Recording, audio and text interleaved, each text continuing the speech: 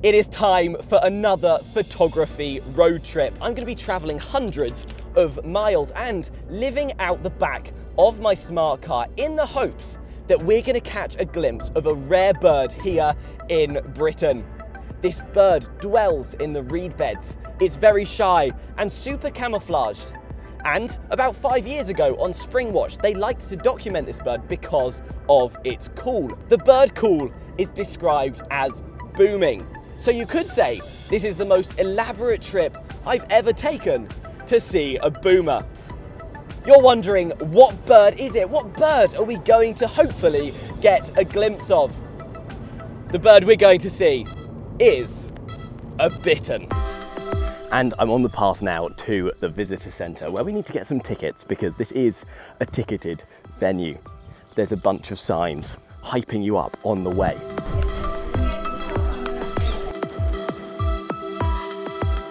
I saw they have a sightings board, and on this board it said there's 14 males currently around the Bittern hide, so we stand a good chance.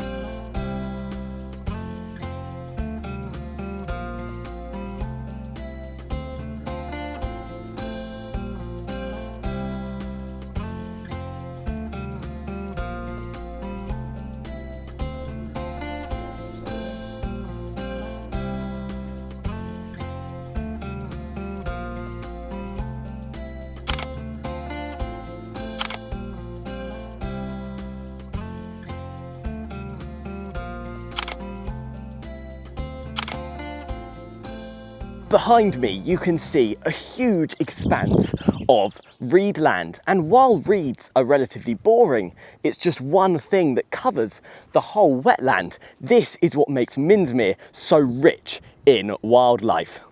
There's so much wildlife that lives inside these reed beds. There's small birds and there's big birds like the bittern.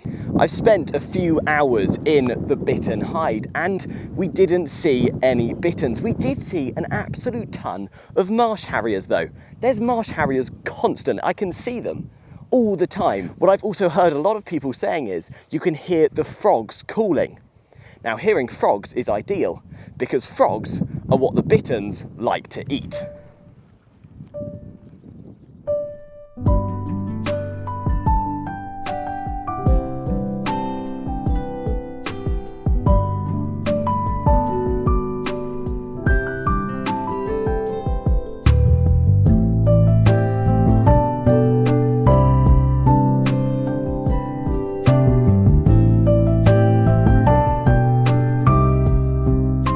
And I've just come from the Mere Island hide, a hide which seems to be in the middle of the reed beds. We saw a bunch more marsh harriers, we saw a little grebe, we saw a bunch of cool wildlife. What we didn't see was a bittern. Now, in a way, that's a good thing because having come all this way, it means we're going to have to make the most of the time. Finding a bittern is going to be difficult, and the expanse of reeds behind me is huge. I've got to do a lot of walking, and I'm going to walk past my car and pick up a jacket because although it's sunny, it's deceptively cold. There's a brisk wind coming in from the reed beds. And I've just realised I never told you what equipment I was using on this trip. So here I have my Canon 7D Mark II and Sigma 150 to 600mm lens. This will be my main setup for taking pictures. I also have my Canon 250D and my 50mm 1.8 lens, which I'm currently filming on. All of this equipment will be down in the description below. To stabilise my large camera setup, I've got with me a fluid drag head from Manfrotto, specifically the MVH500AH model, which gives resistance so that I can balance my large setup. And then attached to that, I have the Manfrotto B3 GT carbon fibre legs. That just makes the overall weight of this setup a bit lighter. There's a rabbit in this field that seems very unfazed. It's probably used to walkers. And so I'm going to see if I can get a cool photo of him. He's currently in the shade by those bushes in front of me.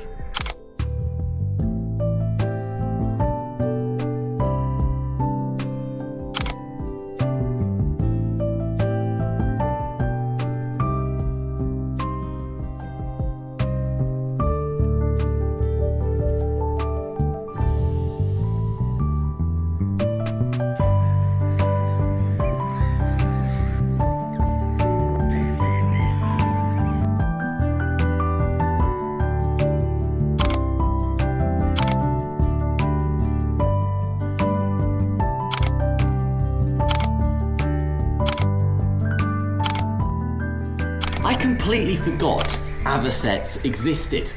Of course avocets are here at Minsmere. That was another huge thing on Springwatch that just completely went out of my head. So I'm currently on the east view, and that looks out onto the huge pond, the main pond, from the east, I'm assuming. And I have 4 avocets in front of me. I think we've got 2 couples, and they're bickering. They're kind of fighting and squabbling. I've taken some video and got some pictures. But they're cool when they're calling to each other, when they're squabbling. They sound like Animal Crossing characters.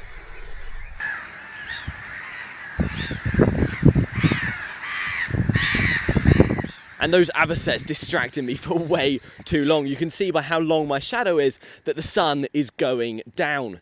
Now, this kind of dusk period, the wildlife comes back to life. They're either going back to roost or getting their last bits of food for the day. So I'm hoping the bitterns will be more active. So I'm headed back to the bittern hide to check out if there's been any activity there. I'll talk to the people if there are people there, and also to see if the bittern shows up this evening.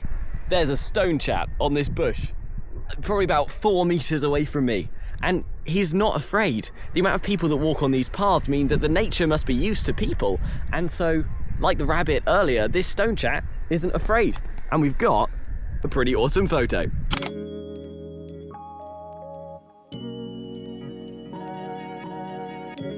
There's a muntjac deer just behind a tree in front of me.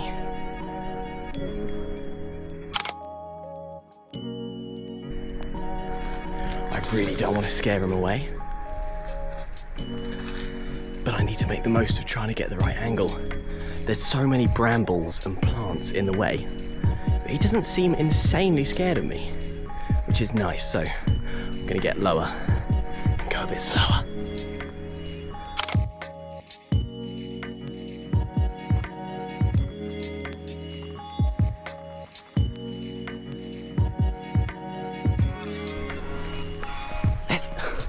There's another one. There's another one further up.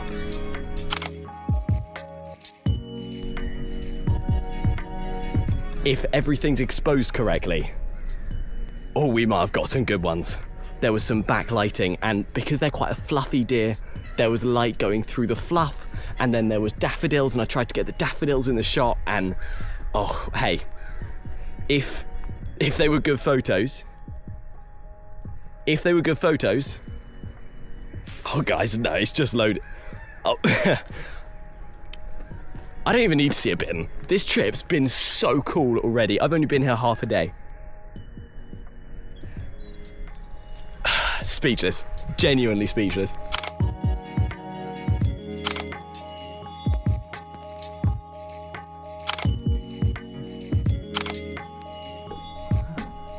Half of it looks grey, half of it looks brown, and then I'm like, is it actually just reeds?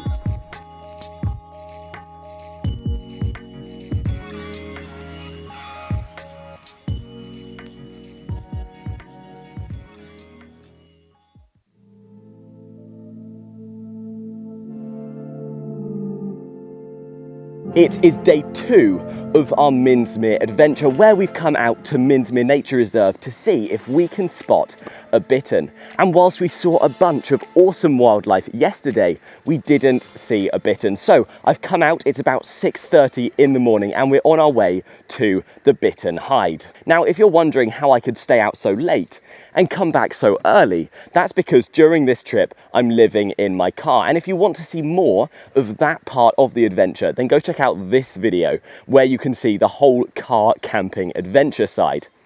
In this video, I'm trying to focus it on the photography for those of you who want to see the photography adventure without all of the crazy and unexpected parts of life that come with living in a smart car.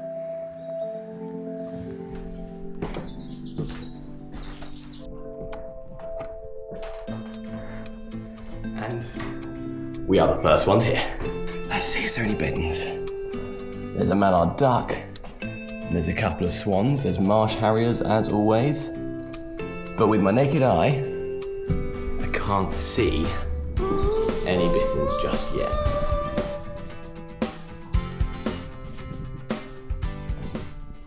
Now that it's just me in the bird hide, I realise I have to do a lot more work. When this bird hide's full of people, everyone's saying what they see, and you always know where everything is.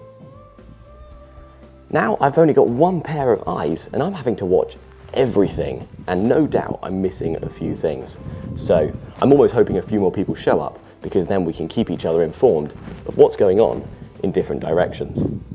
I've had a couple more marsh harriers, which came quite close, so we got some good photos of them, and a couple of Brent goose flew over, and we got some cool photos of them. I was using a super low shutter speed of only 250, but I was panning the camera with them, and some pretty cool photos. And there's definitely a bittern out here. I can hear it booming. It's funny because when I first heard it, I thought someone's phone was vibrating in this hide yesterday, but the boom is like this deep, mellow ooh, and it almost sounds like a phone vibrating. If we see the bittern fly, we'll be able to see where it lands, and then we'll have some idea on where it is. For now, I'm just going to keep scanning the reed beds, the edges of the reed beds that I can see, because a bittern may come to the edge of the reed bed and start fishing for frogs in the pond. Good morning. Unfortunately, there hasn't been a bittern this morning. There's been no bittern so far. But we saw one at the other hide. Oh, was there one there? Yeah. Okay. There's one flying. There's one flying across right now. Kind of just in this bit here. This is just flew in with it. It's very hidden, but hopefully he'll wander out into this. My son had his camera about 2 weeks, so we went to Elmley and we drove down the drive, and there was a bittern in the pool by the side, and he took these photos of it on just a bridge camera, Right. And they were amazing. I was in here last week, and having been coming here for 45 years, I've never seen the otters here. And whenever I come in here, they say, "Oh yeah, the otter was here. It just went 5 minutes ago." And I was here before 7. I was on my own, and I watched it for half an hour in this fishing in this ditch. Yeah.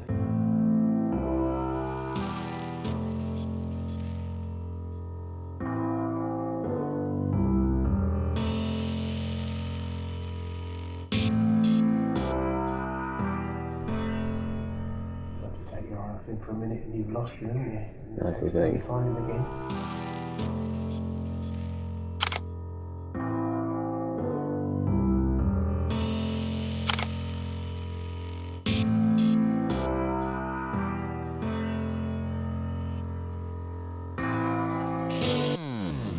We've only gone and done it. We got some pictures of the bitterns, and I've been making friends with other bird watchers who have been here about 20 times, and that was the best they've seen the bittern. He came out into the open, the sun was peeking out, we got some awesome photos.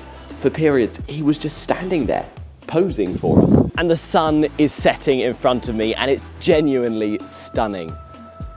We've come to the end of the Minsmere adventure, and we had a success. This morning we found a bittern. So we have not only come to Minsmere and been able to see the wonderful nature that's here, we've also seen an incredibly rare species here in the UK.